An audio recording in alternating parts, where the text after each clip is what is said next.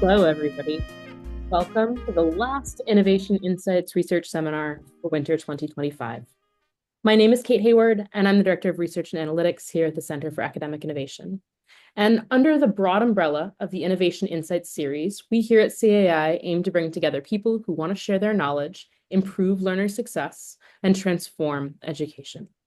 And in this series of research talks, our aim is to discuss the latest in applied educational research and practice in order to ultimately support learners, both residential and online.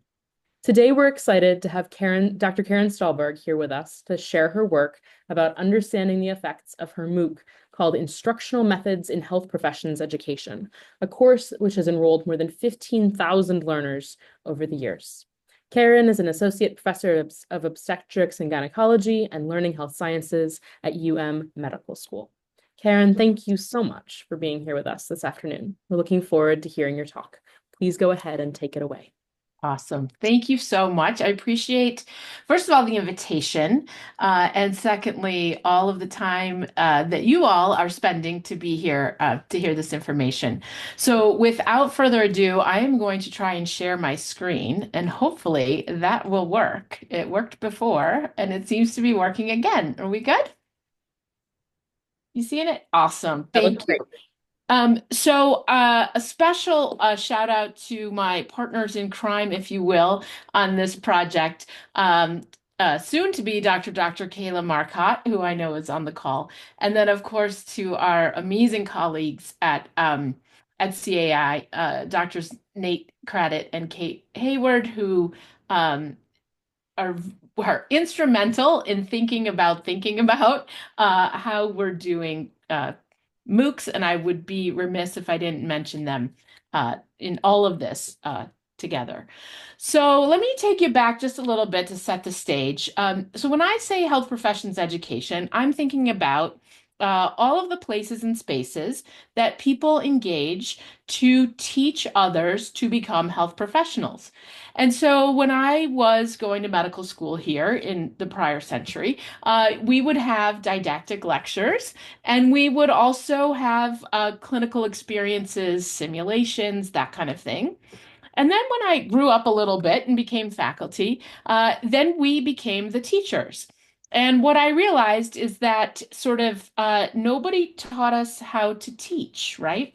But then I got involved in some of our curricular designs and realized that there is a science to education and nobody teaches it to us. And so then I got the bright idea about 10 years after I finished my training to go back to school and get another degree because, you know, what else were you doing in higher education?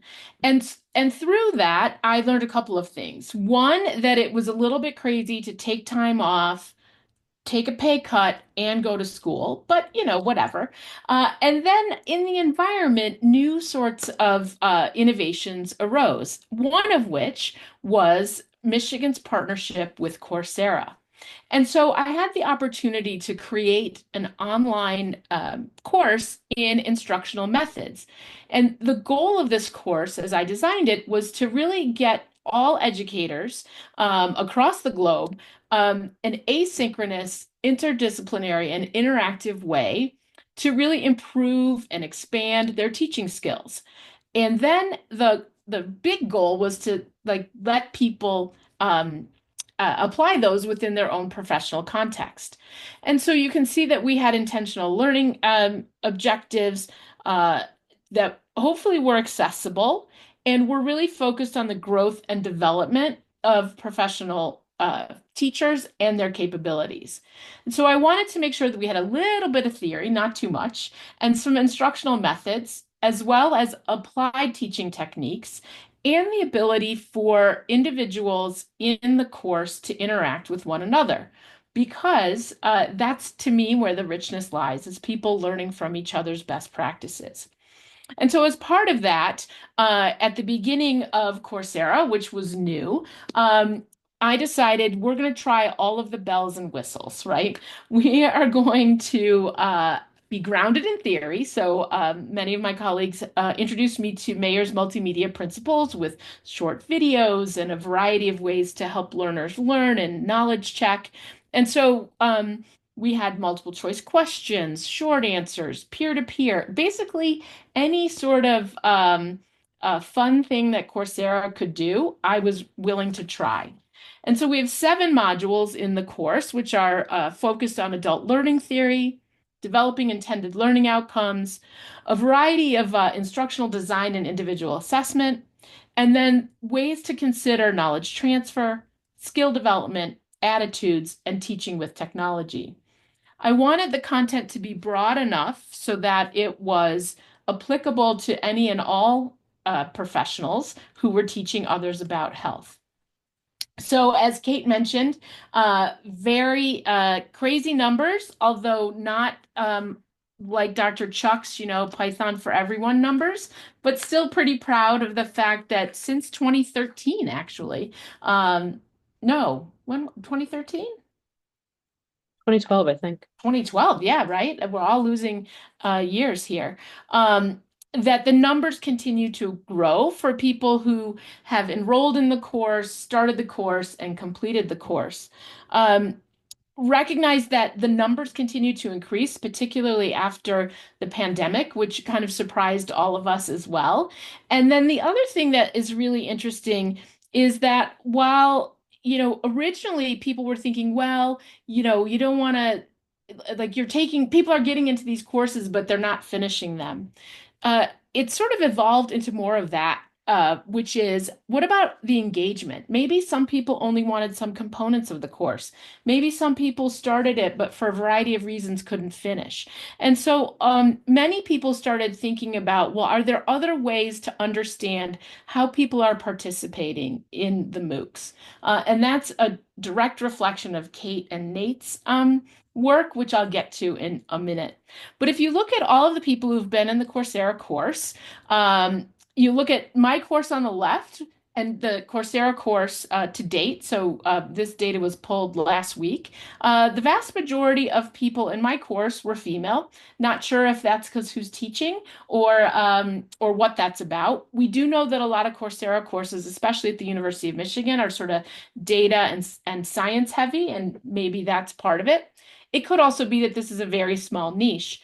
And then when you look at the sort of who are the people in the course, it's interesting that the vast majority of people in Coursera are sort of in that 25 to 54 range. They're not early learners necessarily.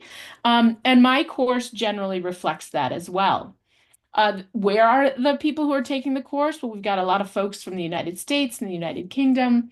And I'm very proud to say that on all 6 continents, save Antarctica. And so if anybody knows anybody there who needs to take a course, have them sign up so that we can get the 7 continents covered. The other thing to realize is that in my course, which is in the dark green as compared to the lighter green, a lot of the folks taking this are employed full time. A lot of folks have master's degrees, bachelor's degrees, professional degrees, which is a little bit different from Coursera writ large. And similarly, though, most people are not students. And so that's another interesting finding, right? So when I was starting this course and thinking about who is this for, it was for people who were teaching others to be health professionals. So to me, this is a reflection of like we're hitting the audience, if that makes sense, right? So as part of thinking about, okay, we've had this course running for so long, are we really making a difference? Are people engaged in using the course in a way that matters for them?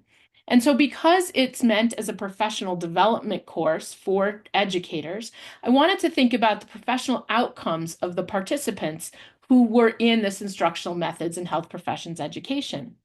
So along with Kayla Marcotte, we designed this study to look at understanding the participants' goals for the course and how completing the course has impacted their professional goals. We wanted to understand who's the community of learners who are in this course with us, and to understand how the learning environment and how participants engage within the course and with the course itself. So we decided to design a survey. And again, this is where Nate and Kate came in because they too were looking at how learners interact with MOOCs and what makes a good MOOC, and how the individual interacts with the MOOC and what they find valuable. And so we had IMHPE data from 2017 to 2013, 2023 that we utilized. Recognize that Coursera had a big group of data. The Coursera way that they captured data changed over time, and so there were some difficulties in obtaining sort of who took the courses, where they were, etc.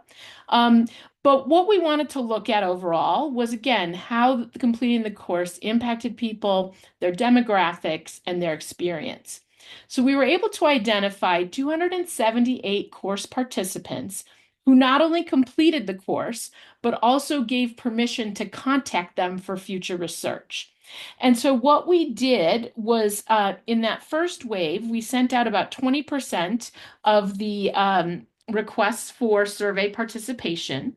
I did include a video sort of requesting uh, uh, people's interaction as well, thinking that they knew me already. It wasn't just some random person who was asking for research, and that hopefully my video would help people feel comfortable participating. So we did 20% random out of that first 278 for a first wave. We then sent a second wave of requests, and each group got 2 reminder emails. We've then done some quantitative analysis, and we have done qualitative analysis, at least on this first survey, and then have more to come, which we'll talk about in a minute. So like I said, we sent out 278 surveys. We had 56 participants who started the survey with only 40% completing the survey, which is a 14% completion rate, which is kind of not too shabby. And if you look at the course completers, it basically was individuals within the last like 3 years, more or less. This makes sense because if people's emails have changed, or folks have, changed their sort of where they're working, right? It just makes it harder to capture individuals. But in this case, we feel like we did get a number of people who had taken the course and were interested in participating in the research. So much like the rest of the demographics, still a little bit female dominant, but only by a few people, and a wide distribution of individuals in terms of other demographics. The respondent ages were interesting to me, also a little bit skewed towards what I like to call older, or as Rackham used to call me, a chronologically advanced learner. Uh, so this actually, does correspond to, these are folks that are already established in their careers, perhaps, as evidenced by their ages as well as their previous degrees. And so we had folks from 18 different countries all over, which I'm very grateful for. I know that there are some people on this call who are also everywhere around the world. And so thank you for your interest and engagement. If you look, the highest degree attained for the individuals in this survey were still very skewed away from associate and bachelor's and into the master's, professional, doctoral degree categories. We also had all types of health professions. So the usual suspects had higher numbers of medicine and nursing, but there were dentists and audiologists and nutrition and dietetics and pharmacy and PT and veterinary medicine. And I can say from personal experience over the years, it has also been individuals in industry who are teaching other health professionals how to do things or how to learn things. And we have a pretty seasoned bunch in terms of how long they've been in practice, especially.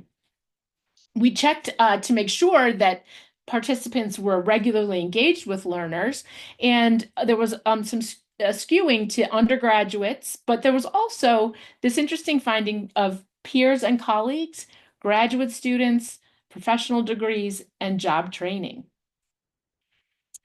The community aspect was also really important because people may have different motives for engaging in the course themselves. So if they had to take it, or they were required to take it, or they knew people who had taken it, maybe there was going to be some sort of difference, perhaps.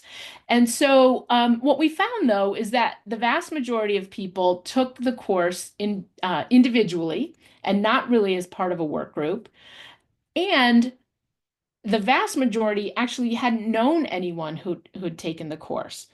So what I find interesting there is that we're not entirely reliant on word of mouth. And I just want to give a nice shout out to the marketing folks at CAI and Open Michigan and Coursera, because clearly people are finding the course and continue to do so. So, in addition to the demographics and sort of basic questions that we asked, we also wanted to ask some thematic questions that provided an opportunity for uh, free text answers and more sort of robust understanding of why did people take this course. So, when asked what the respondents' primary goal for taking the course was, the vast majority said increasing knowledge and skill development. And people did also note that they wanted their own personal development and professional development. And interestingly, there were a few people who said they wanted to assess their own skills, that they used this course almost as a check-in, if you will, to understand where they were to what they thought a standard was. We wanted to make sure that their goals had been achieved, right? It's always important that when you provide a course that they get what they paid for, if you will. And so I was very heartened to see that most felt like they had increased their knowledge and they had skill development. There was also a notice that they had really increased their own confidence or had done the professional and personal development they wanted. And that they also took away some specific methodologies from the course. We wanted to know, okay, so you took this course, but how did you use it or apply it in your own environment? And so 18 out of 40 noted that they downloaded the material as reference material, which to me speaks somewhat to sort of this enduring resource for individuals that not only was their value in their taking the course, but also being able to download it and use the content, not only for reference, but four people mentioned that they utilized it for course design. There are a few people who shared the content, which is, of course, the purpose of an open access course. And then we asked, how did you take the information you learned in the course and apply it? And what I found also really amazing, right, is that people said they applied it in their own teaching. They created new content. They were able to have some professional development, relate to learners, and continue to review the content. We also wanted to check in and say, where did we miss the mark, perhaps? Where were your goals not achieved? And so there were some unmet professional goals, unfortunately, for some. Some individuals wanted a certificate or more interaction. There were some content gaps, which we also explored as well. And so, not surprising, given when the course was initially developed and where we are in the world right now, there was a lot of interest in more content, right? So, more online learning, some research, some sim, some artificial intelligence, teaching with technology, that kind of thing. So I think that's nice, and that's some job security. It may also provide a little bit of a lens into, how might we connect learners who complete to other courses? How might we distribute other information without necessarily rewriting or redoing a whole course, right? We also asked about their experience overall, and I will say that Caitlin made me put this slide in, as did Kayla, because people, and again, humbly and very grateful that they found it valuable. They somewhat liked the instructor. They found the content useful. And consistent with some of the work that Kate and Nate found, the course structure was important. They appreciated the peer review and the engagement from their peers. So just to sort of summarize, because I do want to make sure that we have time for discussion and questions.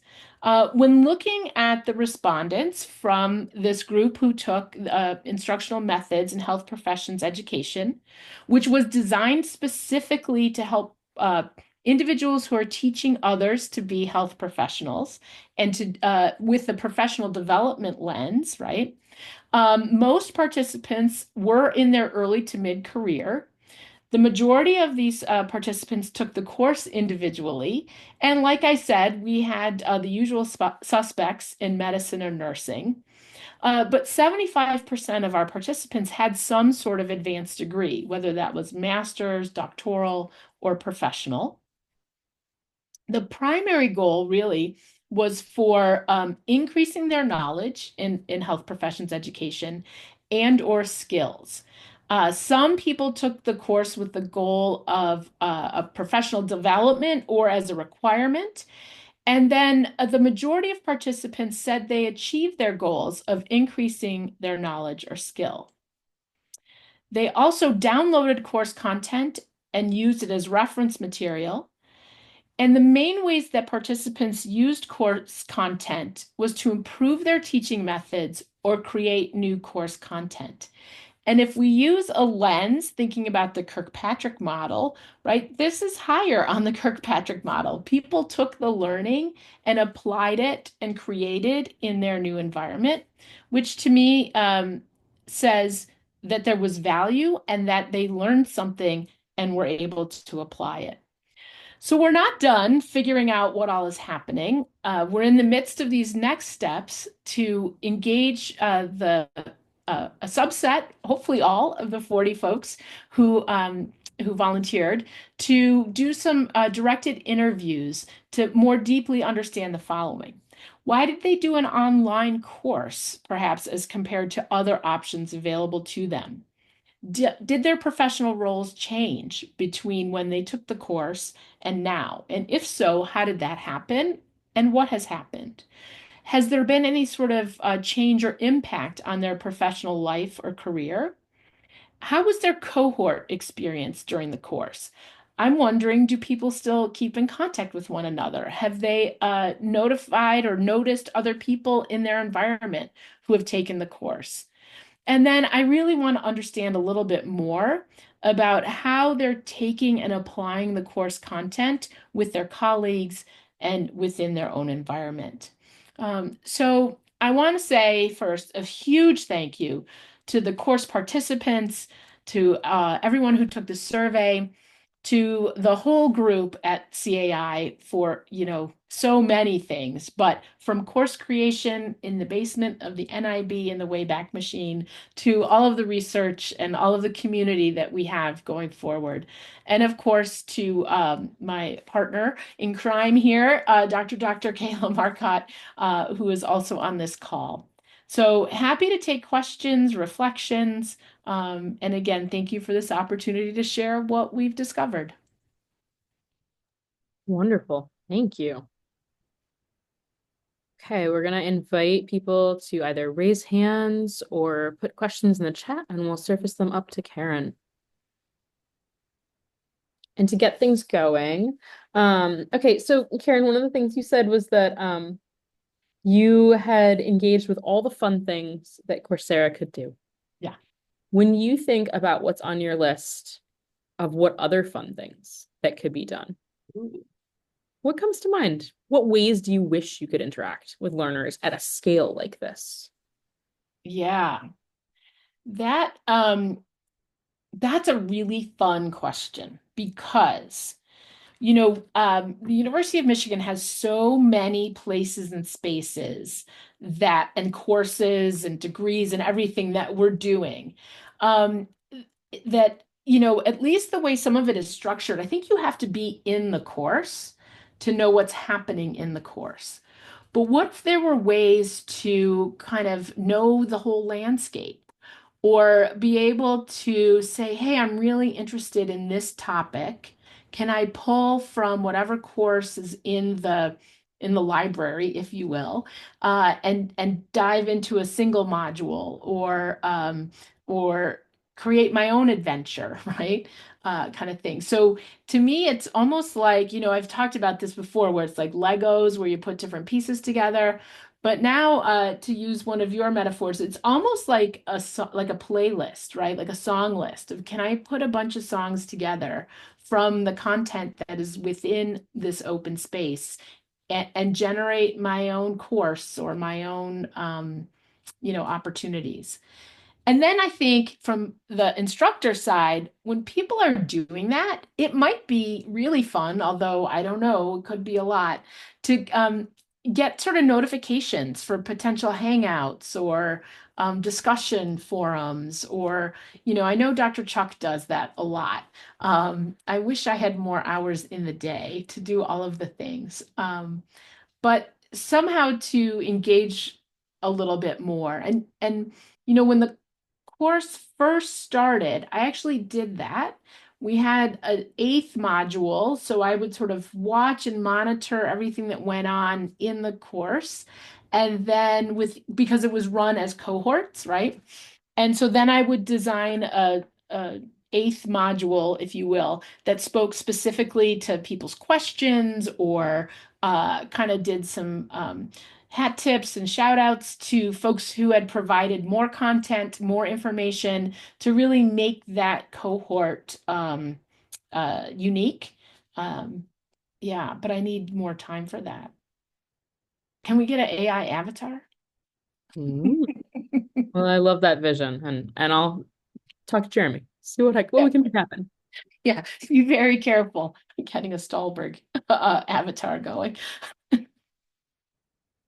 Other questions?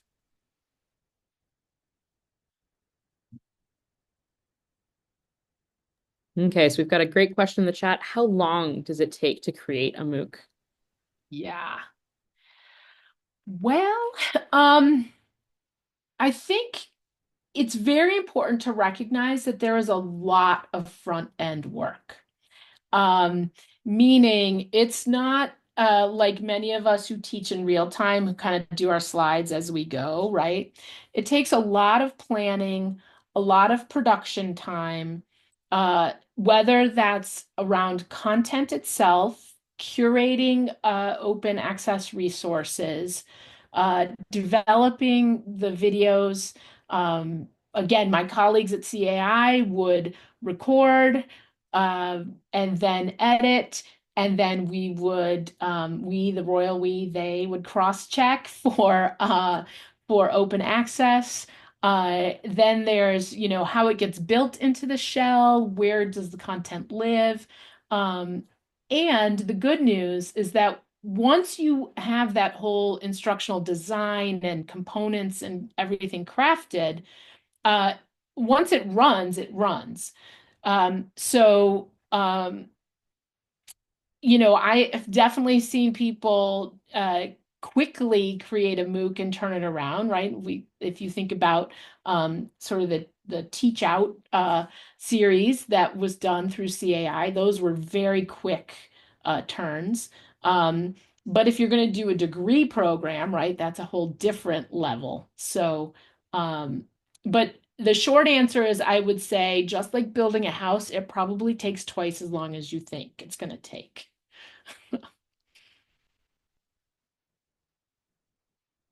Other thoughts, questions? Do we copyright the materials? So it's interesting. So we don't technically copyright because it's meant when you're in the Coursera space or other open environments, it is meant to be open access. What we did do, however, was operate under Creative Commons licenses so that The materials are attributed to all of us here at the University of Michigan. And when they're reused or repurposed, you can use a variety of Creative Commons licenses that require sort of a mention that these came from this specific place or space. Great questions. Other thoughts?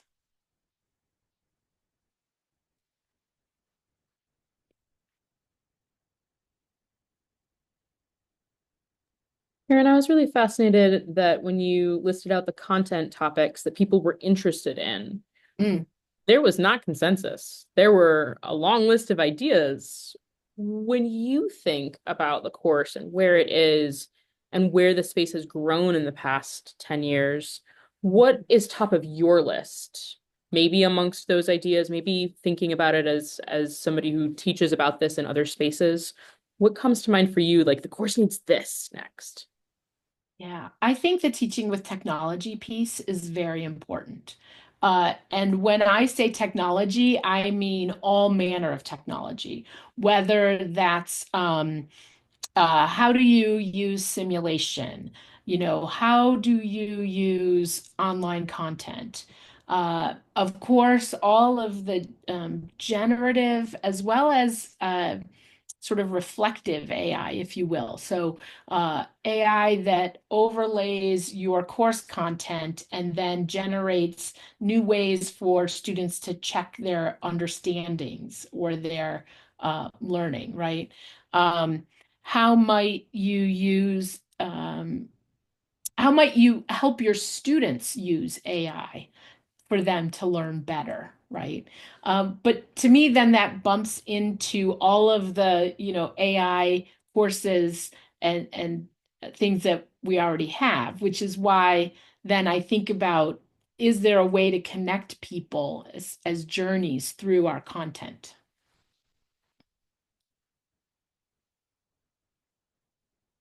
But I don't know, specifically. Unfortunately, there's not a whole lot of change in medical education per se. Um, right, there's more sort of small group, there's more focus on competency-based education. And so I think, that is a whole other um, opportunity to design for competency, to teach to competency. How do we assess competency? Um, how do follow that people are maintaining competencies? So, yeah. There's a question about scholarship and passages for students of other countries. So thank you, Marcus, for that question.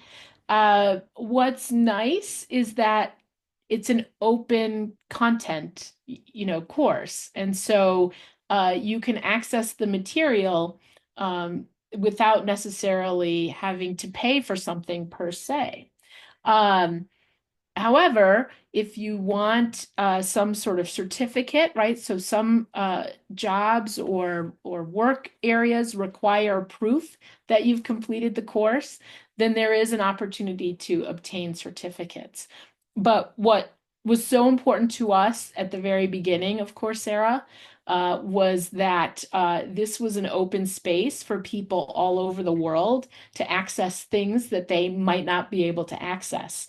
And so, because of that, the design was very purposeful to be uh, sort of what we called evergreen, so that it wasn't like grounded in space or place, that it was accessible whether you had high-speed internet or there was less internet availability. The vast majority of people are probably around the world looking at this on phones and mobile as opposed to, standard a box on a desk. And so making sure that people had that sort of access as well was really important. Thanks, Marcus.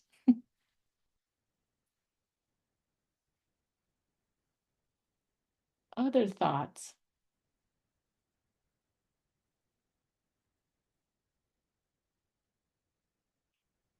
And it's fair to be provocative or critical, right? Did we miss some questions we should have asked about this group? Are there other things we should have been thinking about? Um, uh, oh, Kayla, thank you. Do you want to? I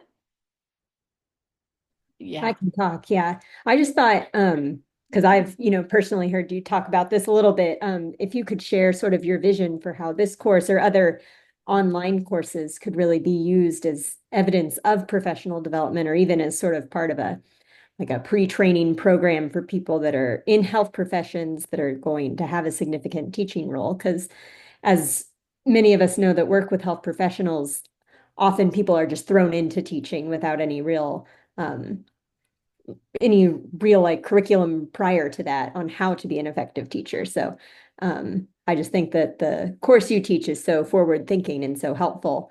So if you wanted to expand on that. Thanks. I will pay you later. Thank you, Kayla. So sweet. Yeah, I think, uh, there's so many rules and regulations around CME, right? Perhaps.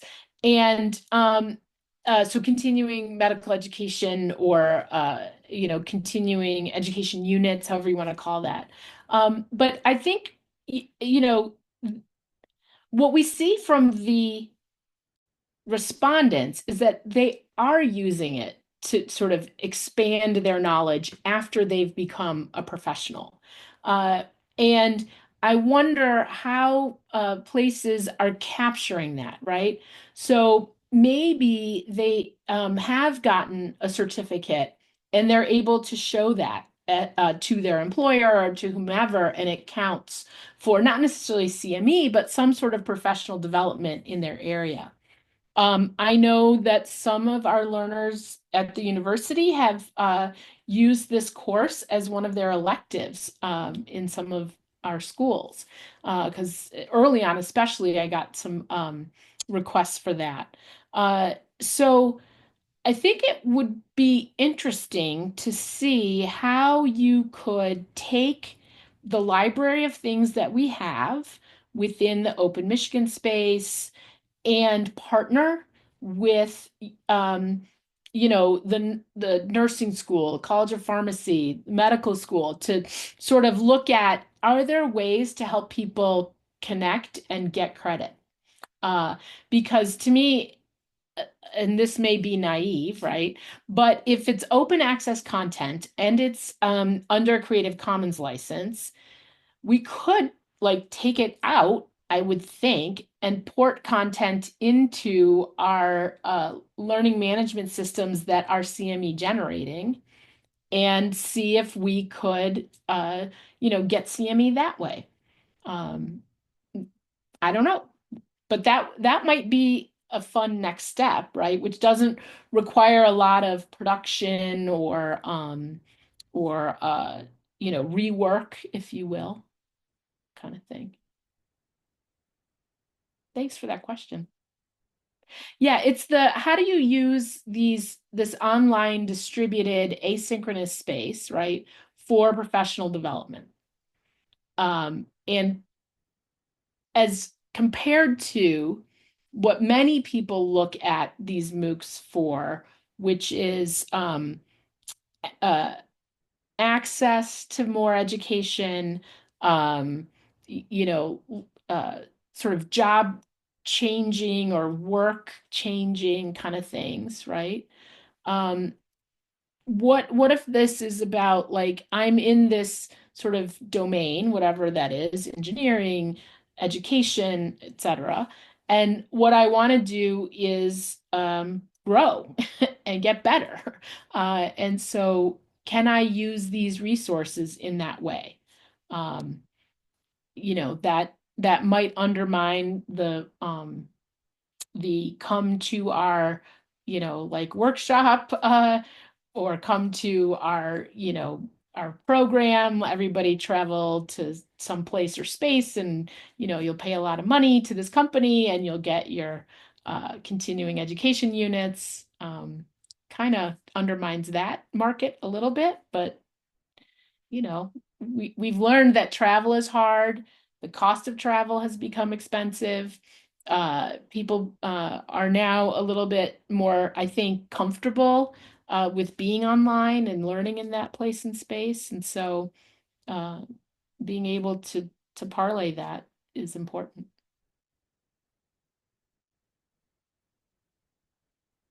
I'm wondering if anybody, maybe this is out of bounds, but has anybody who's on the call also taken the course? Because I would love to hear, thanks, Kayla, I know. I would love to hear if uh, you think, boy, this is spot on, or oh, you forgot to ask this.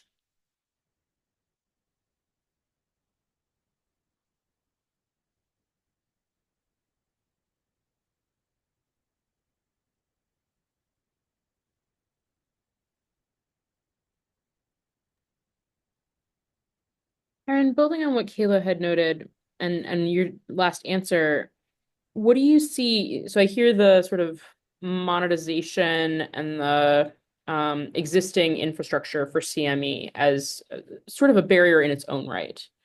What are the other barriers for this kind of course to take on that role? Is it demonstration of learning? Is it the validity trust in that this learner did this thing and knows this thing? Is it the competency assessment? What are the pain points to getting it into that space? Yeah. You know, I guess I would say that there aren't necessarily, and maybe again, I'm being Pollyanna, right? Because right now, what happens is um, you sort of take the course, you get a certificate, and you get your check mark, right? It counts. There's not necessarily a requirement to demonstrate competence or demonstrate what you've learned, right?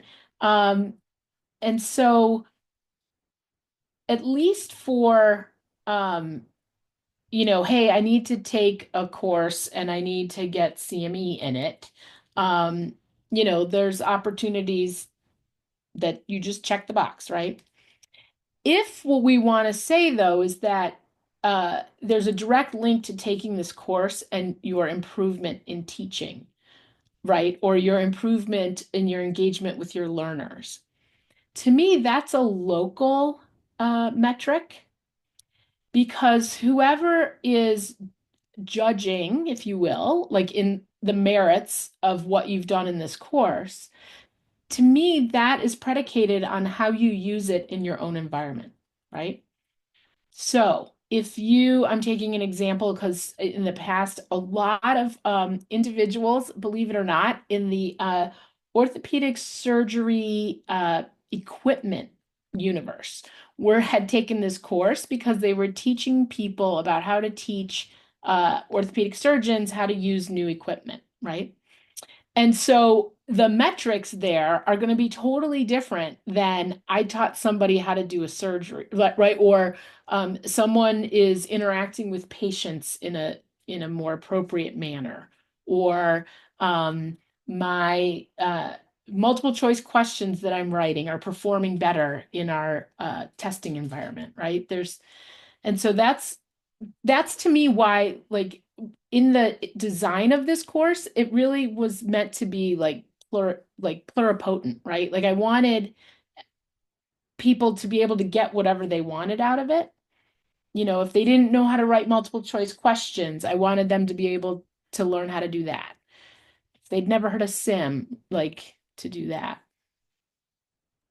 That's so cool. Thank you. Yeah.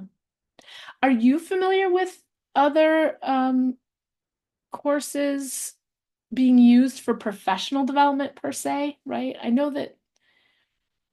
I mean, yes, in the sense of like, Nate heard an incredible story in the MOOC interview study from CDC folks who took some of the intro to data science courses right at the start of the pandemic, right? So truly urgent need to upskill openly accessible materials, readily available at scale, and became a core part of professional development in that context, right?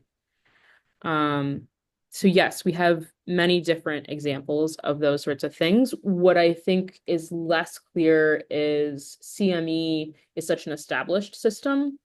And I think it's primarily within medicine and education, but I probably have major gaps in my own knowledge there, or like other industries that have a parallel to CME.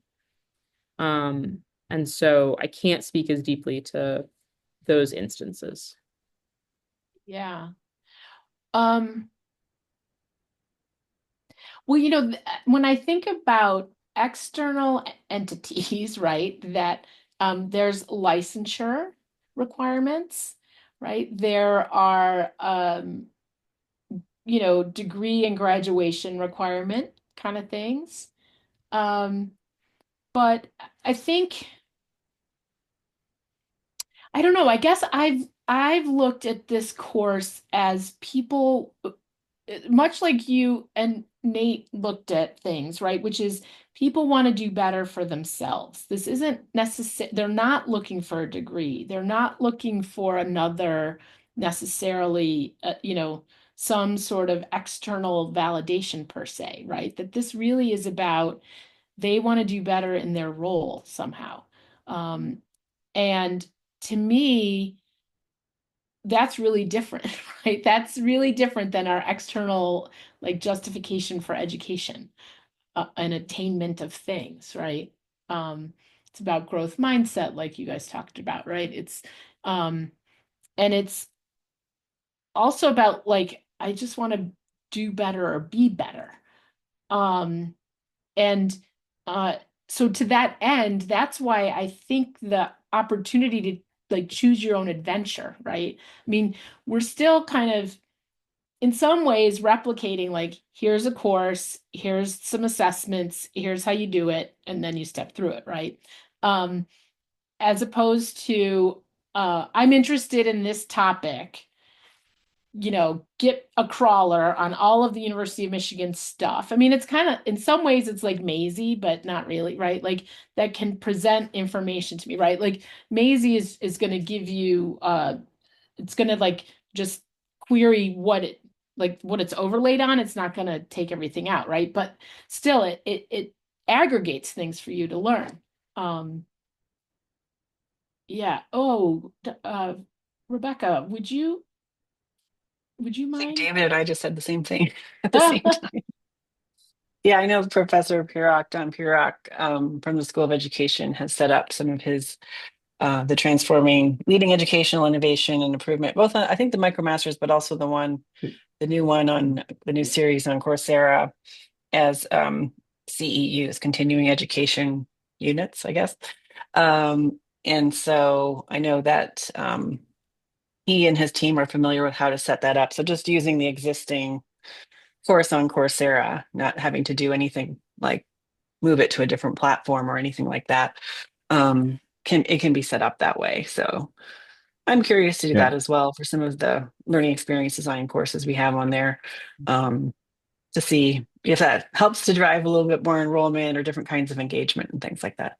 David? Yeah, and Rebecca, just to that point, like the MicroMasters was not actually set up as CEU, and I think he learned Professor Piak learned from that experience to really be intentional with his specialization afterwards to do that. But there are plenty of examples of folks who used the MicroMasters as a part, like um, folks who used it just to develop their skill set within their roles as teachers, right?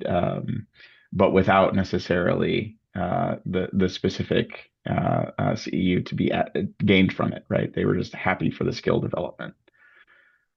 Yeah, no, I will check in with him because that might be a very interesting opportunity. I want to get back to Ashley's question.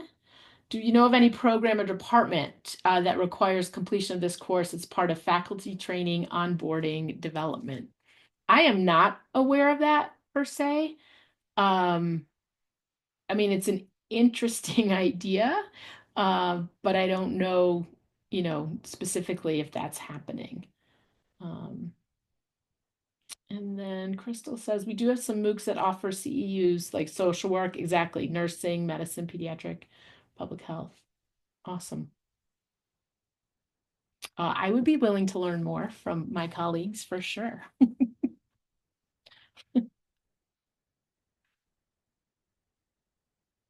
Okay, I'm going to do one last call. Questions people want to share in this moment?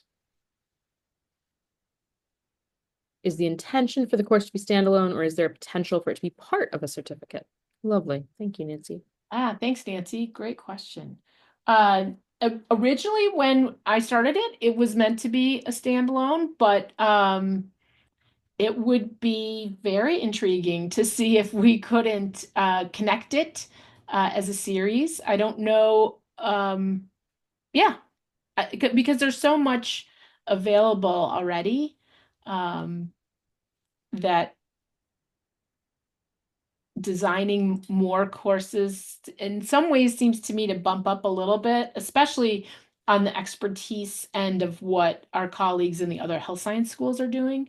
And so I wouldn't want to sort of be so presumptuous to say that like only we in the medical school could make this teaching course, because I don't think that's true. And bringing up Professor Piroc's course and everything going on, courses in MicroMasters is a great example. Yeah. Wonderful. Thank you so much to everybody for joining us this afternoon. We hope you will mark your calendars for our end of the year research showcase taking place on April 30th. This in-person event in our space at the center will consist of a few lightning talks as well as poster presentations, and we would love to see your submissions for the poster session. You can find more details at the link in the chat. And I just want to take this time to really thank Dr. Stalburg for sharing her time and her expertise and all of the work she has done to make this incredible series of materials available to people around the world. Truly remarkable. Thanks, everyone. Thank you so much.